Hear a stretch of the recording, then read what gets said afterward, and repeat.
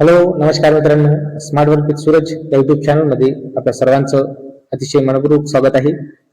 आजच्या व्हिडिओमध्ये आपण पाहणार आहोत मूलभूत कर्तव्य म्हणजेच फंडामेंटल ड्युटी याच्या related most important top 10 question. तर चला सुरू करूया आपल्या व्हिडिओला.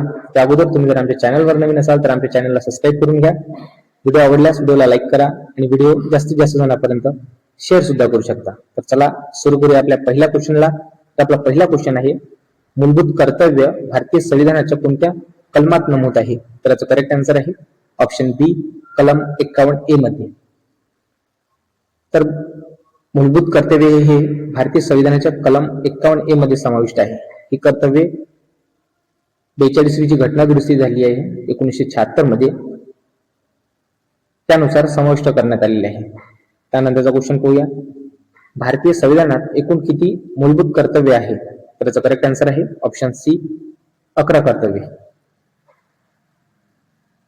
आपण जर जी 42वी घटना दुरुस्ती झालेली आहे 1976 मध्ये, त्यावेळेस मूळ संविधानामध्ये म्हणजेच 42वी घटना दुरुस्ती झाल्यानंतरची गोष्ट, तेव्हा त्यामध्ये 10 मूलभूत कर्तव्य होती. परंतु त्यानंतर 86वी घटना दुरुस्ती झाली, त्यानुसार आणखीन एक महत्वाचं मूलभूत कर्तव्य त्यामध्ये जोडण्यात आलेलं आहे.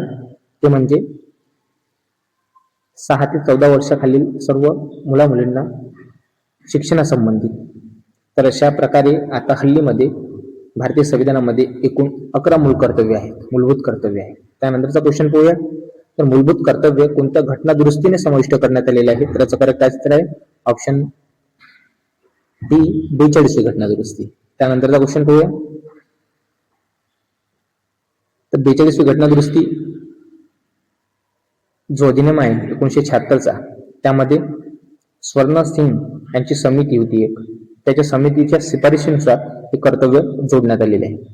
त्यानंतरचा क्वेश्चन पाहूया, तर मूलभूत कर्तव्याची संकल्पना ही कोणत्या देशाच्या संविधानातून घेतलेली आहे? तर याचा करेक्ट आन्सर आहे ऑप्शन सी, सोव्हिएत युनियन किंवा सोव्हिएत रशिया, आता सध्याचा जो रशिया आहे तो. त्यानंतरचा क्वेश्चन पाहूया, मूलभूत कर्तव्य कोणावर लागू होतात? तर याचा करेक्ट आन्सर आहे ऑप्शन बी, फक्त भारतीय नागरिकांवर.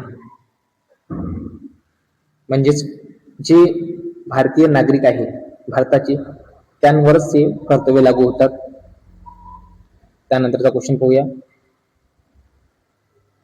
जी 86वी घटना दुरुस्ती झालेली आहे त्यानुसार कोणते मूलभूत कर्तव्य जोडण्यात आलेले आहे? तर याचा करेक्ट आन्सर आहे ऑप्शन सी, मुलांना शिक्षण देणे. तर 6 ते 14 वर्षाखालील सर्व मुलामुलींना शिक्षण देणे ही पालकांचे कर्तव्य आहे.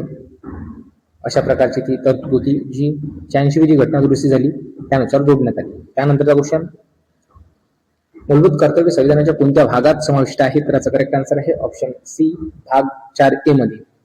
जी आपली 42वी घटना दुरुस्ती झाली त्यानुसार संविधानामध्ये एक कलम ऍड करण्यात आलं, ते म्हणजेच 51A. त्यामध्ये एकूण 11 मूलभूत कर्तव्य आहे.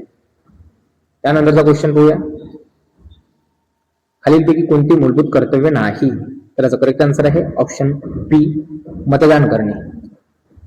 त्यामध्ये आपण पाहू शकतो ऑप्शन ए आहे पर्यावरणाचे संरक्षण करणे, त्यानंतर राष्ट्रध्वजाचा सन्मान करणे आणि बंधुता वाढवणे. हे सर्व आपण जर मूलभूत कर्तव्य पाहिली तर हे सर्वांचा उल्लेख त्यामध्ये दिसून येतो. परंतु मतदानाचा अधिकार किंवा मतदान करणे हे मूलभूत कर्तव्य नाही. त्यानंतरचा क्वेश्चन पाहूया, तर मूलभूत कर्तव्य न्यायालयाद्वारे अंमलबजावणी योग्य आहेत का? तर याचं करेक्ट आन्सर आहे ऑप्शन बी, नाही. कारण का, आपली जी मूलभूत कर्तव्य आहे ते नॉन जस्टिसेबल आहे, म्हणजेच त्यांची न्यायालयात अंमलबजावणी करता येत नाही. त्यानंतरचा क्वेश्चन पाहूया, तर मूलभूत कर्तव्य समाविष्ट करण्याची शिफारस कोणत्या समितीने केलेली आहे? तर याचा करेक्ट आन्सर आहे ऑप्शन सी, स्वर्ण सिंग समितीने केलेली आहे. तर अशा प्रकारचे आपले टॉप 10 क्वेश्चन संपलेले आहे. याच 10 क्वेश्चन मध्ये तुमचा संपूर्ण मूलभूत कर्तव्य रिलेटेड टॉपिक होऊन जाईल. आणि तुम्हाला जर हा व्हिडिओ आवडला असेल तर तुम्ही व्हिडिओला लाईक करून द्या, चॅनलला सबस्क्राईब करून घ्या आणि जास्तीत जास्त नंबरांपर्यंत शेअर सुद्धा करून द्या. धन्यवाद. Best of luck for your upcoming exam. Thank you.